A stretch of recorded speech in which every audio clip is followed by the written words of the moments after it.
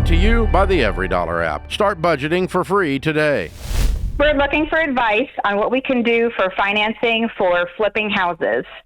We currently use our home equity line of credit for the purchasing and remodeling, but of course that payment gets a little high. So we're just looking for some ideas of what to do. Okay. I've probably done 1,500 or 2,000 flips in my life. Okay. That's what I used to do for a living before I went broke because I borrowed money doing flips.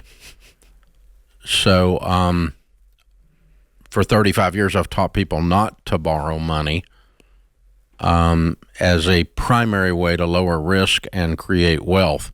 I don't borrow money, and so I'm not going to be able to help you borrow money.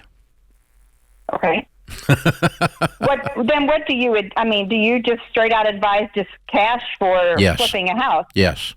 Okay. And there's a lot of reasons why. Okay.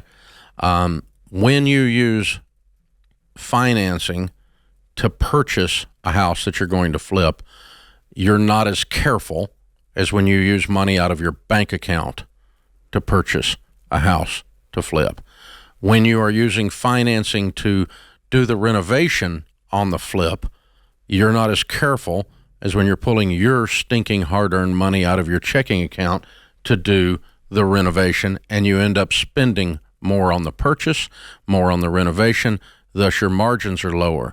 Oh, and then when you get ready to sell it and interest rates tick up from 3 to 7 and the market slows down dramatically and you're sitting on this thing with payments, you become what's called a motivated seller and you give up the rest of your margin.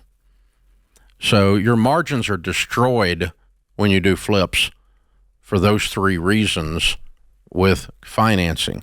So I would go a lot slower, buy a lot smaller, buy something seriously junky and tiny and flip it with cash out of your pocket. Use every bit of the profits from that to upgrade your flip to the next one, upgrade your flip to the next one, and organically grow your cash base with profits to increase the quality of the flip that you're doing. Because what you are doing causes more people to go broke than it prospers more people, including me. Okay. So I'm really scared for you, because the thing that has to go through your mind when you're doing these deals is that this is all going to work, and it never, in real estate, I've done thousands of transactions, it never works exactly the way you thought it was going to. Yep, that's exactly right. And, Tara, my husband, just even this last year, he's kind of started in this game. He's done 3 flips. Yeah, and we've cash flowed it. And you're right. And he's good at real estate. And he does it. So I can't take any credit. But yeah, there's it's a state sale. There's dead rats in the house. I mean, they're not pretty properties. But then when you go and what you're saying, you make the selections and it's us making the selections out of our own account. You are like, okay, what can we do here to save money here? I mean, you were thinking through everything. We brought the kids out to do the yard work last weekend over Easter to help move some stuff before they went through and tore out the bushes. And, you just think about it different. And it's a slower process. It's not as fun and flashy, but there's so much less risk. And if something were to happen, you're okay. You're okay because you don't owe a bank something, it goes back to the options like we talked about in the last hour. I mean, let's pretend there was a Fauci pandemic or something like that. And the market just froze like a deer in the headlights, and nobody's leaving their home, and they're cuddled up in the corner with their mask. Well, and what happened with you was that you had so many of those going, and you were good at it. Yeah. And because of that, you kept building on it and making a bigger risk. Yeah. And then when I had $1.7 million in finance flips at 24 years old. I owed the bank $1.7 million on flips. Remind everybody, because that was 1984. Decades ago. Because $1.7 million now for some people. Yeah, okay, it would be $8 million now. Okay. Yeah.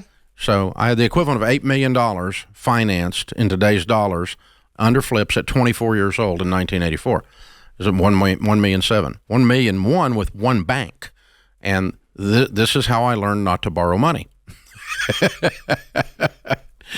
Yeah, and I had 30% equity positions in almost every one of them. I was not late on a single note.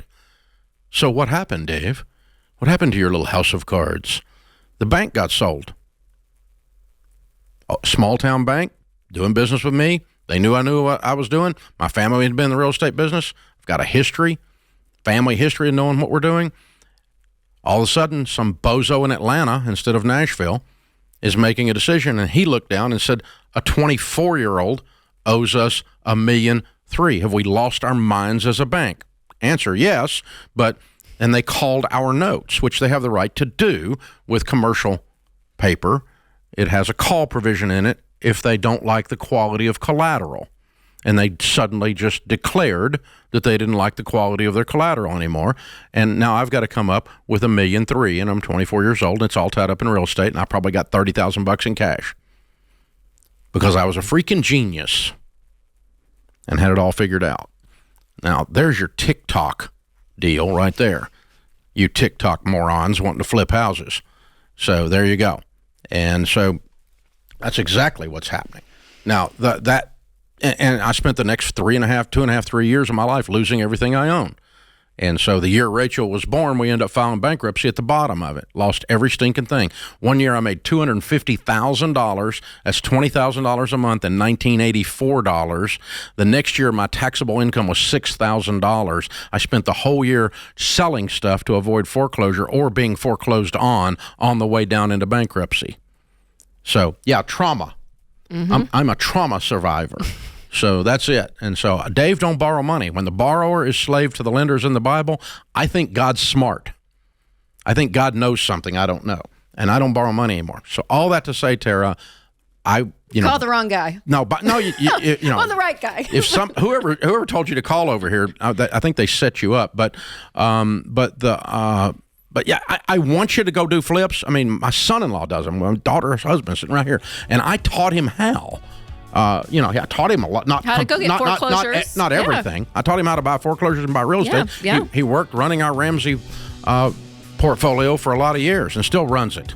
But he's using the formulas right now that we talked about back in those days, and he's paying cash. So I'm not against flips, but do it with cash, and you make way better decisions all the way across the board, and you don't turn yourself into a motivated seller.